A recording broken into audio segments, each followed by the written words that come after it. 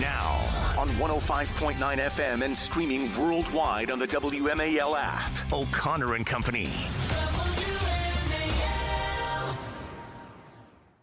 It is 8:07. It's our 8 o'clock hour. That's our fourth hour, as you know, which means I get to remind you that you should subscribe to our podcast and download each and every hour, or whichever hour you'd prefer, plus our scintillating interviews throughout the morning, also broken down as separate little episodes. It's so convenient. It goes right to your device. Why do I keep begging you? Just subscribe to the podcast. It's free, and you'll help us out. It's Larry O'Connor with Bethany Mandel. Good morning, Bethany. Good morning, Larry O'Connor. Bethany, of course, is also the editor-in-chief and publisher of the Mom Wars Substack and a producer and host of the Mom Wars podcast. See, that's a lot of words. I could just say the proprietrix and everything would be much, much better. Anyway, subscribe to those devices if you can. Coming up in 30 minutes, Chris Sununu, former governor of New Hampshire, president and CEO of Airlines for America, talk about when we're going to see finally some funding for the Department of Homeland Security and a break from the TSA nightmare you're suffering with right now. All right, let's bring on Dr. Luke Foster. Dr. Luke Foster, of course, from Hillsdale College. Excuse me, I want to get the title right. Assistant Professor of Government at the Van Andel Graduate School of Government right here in your nation's capital. Dr. Foster, thanks for joining us. Good morning. Great to be here. Thanks for having me. Well, I saw an op-ed that you wrote over at American Mind called "We Need Friends, Not Flatterers," and I'd love, within the context of America's 250th anniversary that we're honoring on a regular basis with our friends and partners at Hillsdale, I'd love for you to sort of expand on this idea, because it spins off of Secretary of State Marco Rubio's speech at Munich with regard to America's role in foreign policy, going all the way back to George Washington saying, beware of foreign entanglements, and how that idea has sort of affected how we interact with the world, but also many people, I think, sort of warp what Washington was trying to imply. That's right. I certainly don't think Washington thought it was a bad thing to have friends abroad, and even he thought there were some countries that were more likely to be friends in the long term than others. Mm-hmm. But of course, he wanted friendship to be grounded in recognition of each other's sovereignty, right, and in each other's legitimate interests and the capacity to act in the world. That wonderful line in the Declaration to assume among the powers of the earth that separate and equal station. Right? Yeah. So the grounded in the philosophy of the Declaration is the idea that you're taking part on a world stage, and there's supposed to be an acknowledgement among peers of an equal status. But of course, that takes work. That doesn't just happen. So, if you allow me, I was going to talk a little bit about the importance of the French alliance at the time of the founding. That'd be great. Which is, I think, part of the perspective that Washington's drawing on. So, yeah. I think the population numbers are really helpful here. So in 1775, the 13 colonies are about 2.5 million people. Great Britain, we think, is about 8 million. So, more than 3 times the size of what becomes the U.S. But France has a population of 27 million. So France is really the heavyweight of Europe at the time, both in population and in its agriculture. So just getting a power that big on your side is obviously a big coup diplomatically. It's very important for recognition. It immediately makes the world take the American case for independence much more seriously. I think that we're familiar with, but there are 2 further things that were less obvious. So one is the military contribution of the French, starting with Lafayette, very famously, but then Rochambeau's army. Obviously, just having thousands of French regular troops with the Continental Army helps.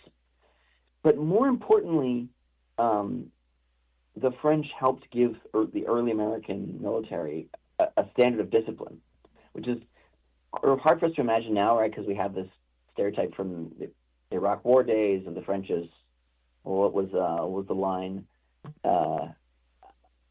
Cheese-eating surrender monkeys, something like that. Yeah. Yeah. Cheese-eating surrender monkeys, I believe. That's from the Gospel according to Bart Simpson, if I remember right. Yes, that was widely said at the time.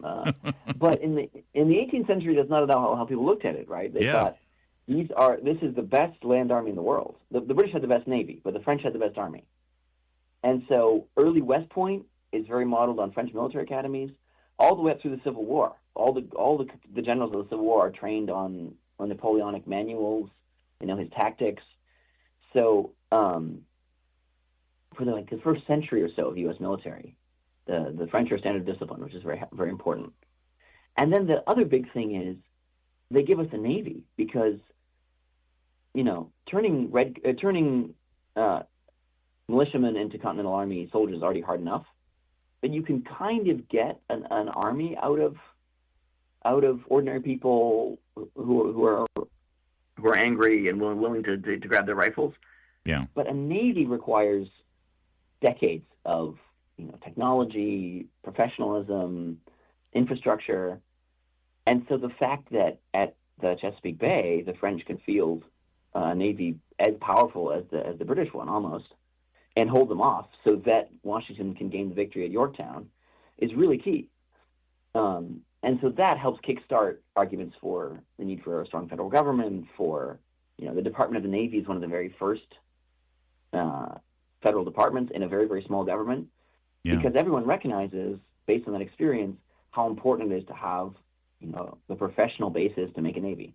So it sounds like that, I think, is part of the genesis of our, having a serious military that can take its part in the world. And certainly having Washington as our commander-in-chief of the Continental Army and all of those forces during the Revolution, and then having him be our first president sort of helped that handshake, I would think, between him obviously knowing what we needed militarily to protect the fledgling nation. It sounds like he was a proponent of peace through strength. Definitely. And I think it helps also that his successor, the second president, was John Adams and not Thomas Jefferson in a way, right? Adams is the guy who takes these lessons and says, let's invest in the Navy, and let's not ally with revolutionary France, crucially, right?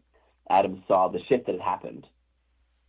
Because it's a certain tragedy, right? The French intellectuals, they see the American example, they're inspired, they think it's about liberty and equality, but they leave out the dependence on God part, and they leave out the objective duties that flow from natural rights, and they launch this terrible revolution. So it really creates a foreign policy crisis for the young American Republic. Are we going to follow these guys who are just our friends, or do we say, you actually don't go with your friends when they're doing evil? Right. Which is a hard choice to make. Especially considering Washington's sort of unofficial adopted son, Lafayette, was part of what was going on in France there during that time. It was, I know, a tough thing for him. All right, hold that thought, because I want to then take those lessons learned about how we won our independence because of France and because of their military might, how that then informs what's going on today, how that is reflective in Secretary of State Marco Rubio's speech, and how France and Germany and England and our European partners could actually learn those lessons too with a little sovereignty of their own. We'll get to that coming up in just a moment as we continue our series with Hillsdale College, celebrating America's 250th, all of the lessons learned at our revolution that apply today with Dr. Luke Foster. That's coming up in a moment. First, though, it's 8:15. We continue our look back 250 years ago to our founding. Today, we're joined by Hillsdale College Assistant Professor of Government at the Van Andel Graduate School of Government right here in D.C., Dr. Luke Foster. And Dr. Foster, let's summarize first what ended up happening there, because France is secretly helping us in supplying us gunpowder there at the early parts of the war. And then we had a huge victory at Saratoga, and that sort of brought the French out of the closet, as it were, right? That's right. Yeah. So there are early volunteer efforts. That's why you mentioned Lafayette, who's a great friend of Washington. There's this young French officer who comes with a kind of illegal, really, group of volunteers. But then after Saratoga, Louis XVI commits to a formal alliance and recognizes the independence of the United States, one of the first countries to recognize us. And then you get regular troops under General Rochambeau and the Navy. And the next thing you context know, here they're surrendering at Yorktown because Rochambeau brought his fleet down. exactly, yeah. So within 3 years, it makes a huge difference. And for By the way, if I French, could I ask you one other question, just because you just spurred something in me? Because we often talk about our alliances around the world right now and being suspicious of countries that want to partner us for one reason or another. This goes all the way back to this time. It's not like King Louis was like a huge fan of America, and like he wasn't in favor of revolutionaries overthrowing a monarch. Lord knows, look what happened to him a few years later. It was really all he cared about was sticking his eye in King George, right? I mean, he helped us out because he knew it would weaken Britain. Yeah, which is fine. I think you can take it too cynically. Like, I think there was some affection for, hey, these are people who want freedom, great. But certainly there was also a lot of, this is part of, power politics. Like France fought a big war with Britain in the 1740s, and then again the 7 Years' War just before, 1756 to 63. So it's very recent history. And when the American proposal comes to King Louis, he says this is a chance to really weaken the British Empire and reduce a key piece of their strategic asset, which is North America. So absolutely, however, the irony is that it also makes the French debt crisis much worse and probably accelerates, if not causes, the revolutionary uprising 15 years later. So there's a certain tragedy there for King Louis. Amazing. All right, so I'm sorry for sending you off of the path there, though, but ultimately that's where that was our first major big foreign alliance was with France, obviously. So now fast forward to where we are today, when Secretary of State Rubio, in the same position that Thomas Jefferson was in that first administration, speaks in Munich to our allies in Europe. How does it sort of connect the dots all the way back to America's first sort of global statement about our foreign entanglements? Yeah, excellent. So, first big thing to note, of course, is that we're a lot more powerful than we were then, right? We're not the little guys on the edge of the world. We have, both the economic and the military might to dictate things a lot of the time. And the question becomes: are you going to behave like any old empire that came before, or are you going to have a different attitude because you think that your freedom is grounded in justice and the gift of God, etc. And what I think is really important is that when we relate to our European friends today, we have to recognize that independence is not just something you have, but also something you do, right? It's not just a state. Like, other people recognize you as independent, and therefore all the work is done. It actually requires constant practice. It's a skill. And so, again, we're having some trouble with decoupling from China, right? There are areas in which we're not fully independent, but basically because of our economy and our military, we can act as we think we need to in the world, as long as we can agree internally, right? But with Europe, that's not so much the case, right? They depend on us in a lot of ways. And also, crucially, I think, they have allowed their spending, and especially their welfare spending, to get so out of control that their debt crisis has gotten very bad. This is particularly true in the French case. And military readiness has gotten eroded. Most European countries don't take their defense seriously anymore. Part of why I think France is interesting for us now is that France is an exception, relatively. France still has a real navy. France has a competent army. And what you see is that enables a nation to make choices, right? Do we want to go with our American friends, or do we want to do something different? So that's where I think Rubio's speech is so interesting. He's trying to say from the outside, which is of course difficult, we want you guys to be real countries. We want you guys to be capable of governing yourselves and to do the hard work that takes. And from the American side, we will do what we can to help, but ultimately it's up to you to get it right or get it wrong. Yeah. And that leads to interesting things like right now with the Iran war, right? The French are sending 8 frigates and an aircraft carrier to the Persian Gulf, which most European countries couldn't do. Right. They didn't start the war with us, but they're now they've gotten involved because of the Iranian missiles. So the question is, do you want allies like that, or do you want people who are subservient who just have to go with you, but then are actually, I think, in the long run, weaker? Well, incredible historical perspective on where we are today, how we got here, and how, well, everything old is new again in some respects. Dr. Luke Foster, we got to leave it there. Appreciate you stepping up today for our ongoing conversation about Hillsdale College's Washington, D.C. campus and graduate school, by the way, of government in Washington, D.C. Our conversation, America 250. And don't forget, the Van Andel Graduate School of Government is located right at Capitol Hill, and then they offer a part-time MA in government degrees for young professionals. Go check it out at LearyforHillsdale.com. It's 8:24. Now, on 105.9 FM and streaming worldwide on the WMAL app, O'Connor and Company.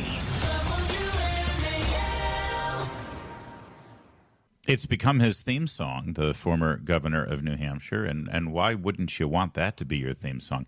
He, of course, is now the president and CEO of Airlines for America, Bethany Mandel. Would you like to have that gig? It's not a bad gig. Not presently. I'm not going to lie to you. Oh, I guess that's fair. It's not a thrill to be in charge of the airlines at the moment. Chris Sununu, because this weekend was rough for airline passengers trying to wade their way through TSA. Thanks for joining us, as always, Governor. No, you bet. I hear that Sinatra song, "Come Fly With Me." Do you think he ever had to wait in 4-hour TSA lines? Nobody makes Frank Sinatra wait in lines, no. Exactly. So is this entirely the result of the lack of funding for DHS, or is it also because of heightened security due to the military strikes in the Middle East? What's going on here?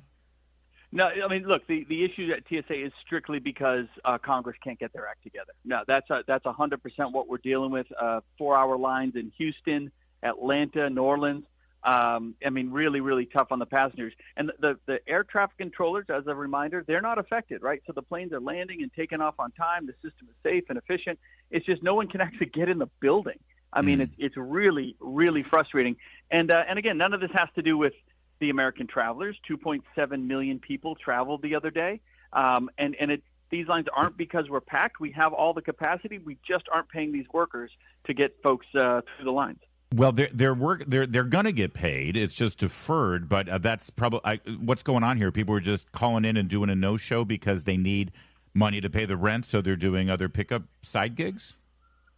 Yeah, I mean, well, that there's a whole variety of reasons it can happen. Because of childcare or side gigs or whatever it is. They got a half a paycheck last week. They're going to get a 0 paycheck this coming week.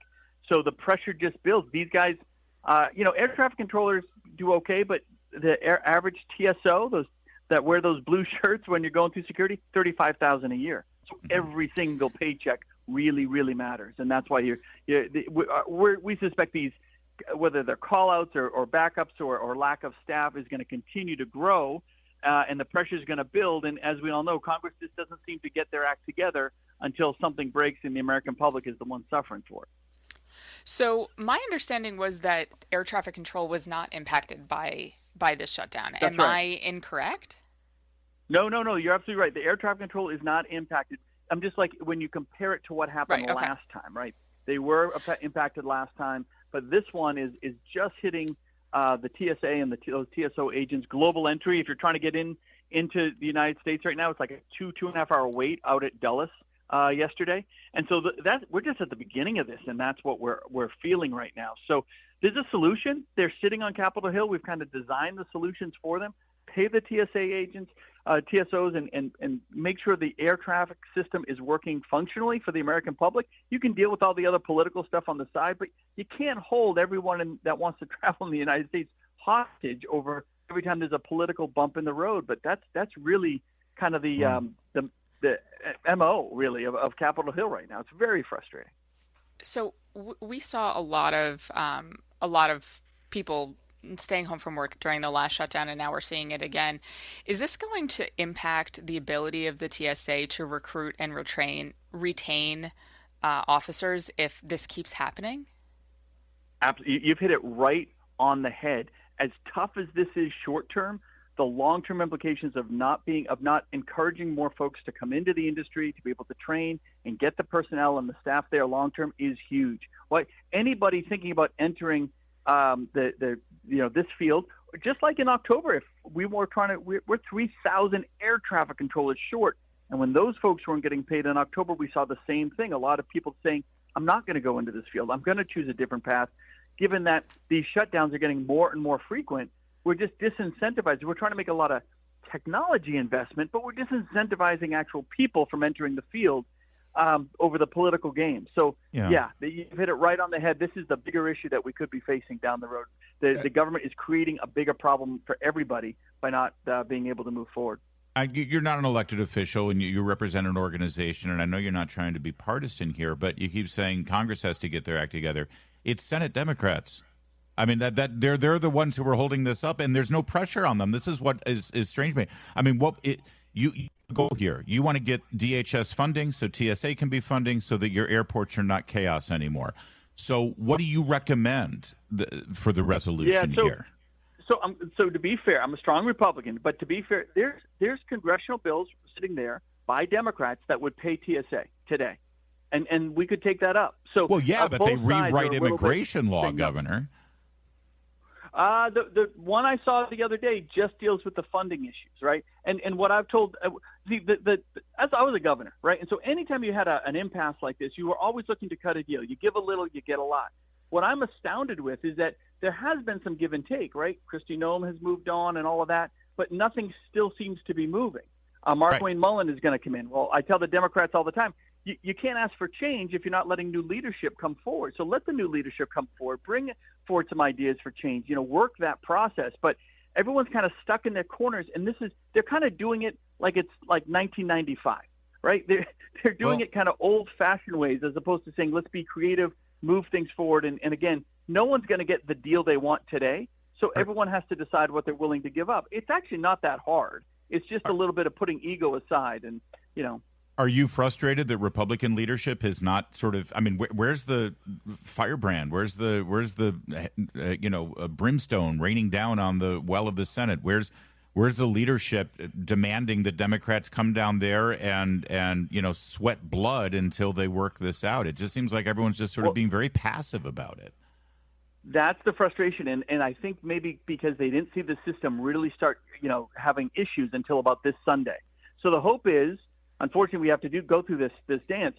4-hour lines in Houston, bigger problems in New Orleans and Atlanta. Maybe that starts driving folks to realize you're ultimately likely going to get something flowing down in probably Newark or New York or other parts of the country. Maybe that starts driving people to move in. And we have coalitions. Airlines for America, we create these coalitions all around the country. So folks are talking to their members. We're talking to the White House, making sure that they stay engaged. So people are there. They're willing to talk, but no one's really willing to give in just yet. Hopefully with this new pressure bearing down on the system, and on the system, it's the American public, right? Yeah. The airlines are suffering, but it's really every day 2.7 million people that have to deal with this nonsense. And maybe that's the pressure they need for everyone to, get it done. In the meantime, what's your advice right now to passengers that are dealing with this? Are there some days that are better than others? What should they do? No, I would assume every day could be a problem. I'll say this: most airports have really good websites where you can go on and say, hey, you can see, the line through TSA is an hour long or 90 minutes long. So give yourself a lot of extra time. I think the airlines are doing a really good job. They're kind of doing this balancing act. The plane is supposed to take off at noon. They're going to hold it sometimes they'll hold it 15 or 20 minutes longer to get more people through those TSA lines, but they can't risk people not making their connection or the equipment not being in the right place for the next flight. So some of them are holding the planes a little bit, getting a few more people on, but they still have to make their connection. So everyone's trying to make it work as best they can, but we've definitely heard of people just missing their flights because they got stuck in a TSA line because the federal government wouldn't pay their own workers. So give yourself a little extra time, especially in those hotspot areas. Typically, Texas down for whatever reason, a lot of it's happening down south right now. So, but ultimately, it could be anywhere. It really could be. So, Chris Sununu. Unnecessary. It sucks. Let's leave it with that. It just sucks. Everyone needs to get to work. President and CEO of Airlines for America, Chris Sununu, thank you. Always a great pleasure. Thank you, sir. All right. Thanks, guys. Be good. It's 8:45. Timothée Chalamet is considered one of the hottest actors in Hollywood right now. His movie Marty Supreme has him getting a lot of Oscar talk. He, of course, was in the Dune movies. He's done a lot of things. And he's now in hot water. He's in trouble. And I think you're going to be angrier than anyone, Bethany, because he just trashed your daughter's chosen profession, ballet. As we know, Bethany's daughter made her debut at the Kennedy Center with the American Ballet Theater this year, last month, in fact. And listen to Timothée Chalamet, absolutely just Chamelet, excuse me, trash your daughter. This is fighting words. Listen. I admire people, and I've done it myself, to go on a talk show and go, hey, we got to keep movie theaters alive. You know, we got to keep this genre alive. And another part of me feels like if people want to see it, like Barbie, like Oppenheimer, they're going to go see it and go out of their way to be loud and proud about it. And I don't want to be working in ballet or opera or, you know, things where it's like, hey, keep this thing alive, even though no one cares about this anymore. All respect to the ballet and opera people out there. I just lost 14 cents in viewership. But, damn, I just took shots for no reason. Yeah, so I understand the point he's making, but I think it might be a little misguided to say no one cares about theater or ballet or opera anymore, right? So I'm actually going to disagree with you, and I do so sadly. I think, unfortunately, he's correct. There was a piece in the New York Times that came out 2 days ago about how the Met Opera is raiding its reserves in order to stay afloat because their viewership and their attendee numbers, their ticket sales are so far down that they are having a hard time keeping the doors open. And I read it and I thought to myself, they need Rick Grinnell at the Met. Maybe that's his next assignment. Yeah. But unfortunately, he is correct. There is waning interest in the opera, in ballet. I wish that were not the case, but it is. I think it's not because of the art form, though. I think that I used to work in the field, and I understand. I've been told that theater is going to die, and there's no theater. And now, you know, look at how expensive Broadway tickets are, and they're still packing them in. Theater went through a revival, and ballet and opera could do it if they were smart about it. The problem with ballet and opera is that everywhere it goes, it's subsidized by the government and foundations, where theater is actually a commercial enterprise and you have to compete with a good product. But let me just say this. They're still doing Julius Caesar and Romeo and Juliet hundreds of years after it was written. Do we think that Marty Supreme will be watched 100 years from now or 50 years from now? I think he should probably get some perspective. He wishes his movies were going to be as popular as theater and opera in the future. It's 8:53.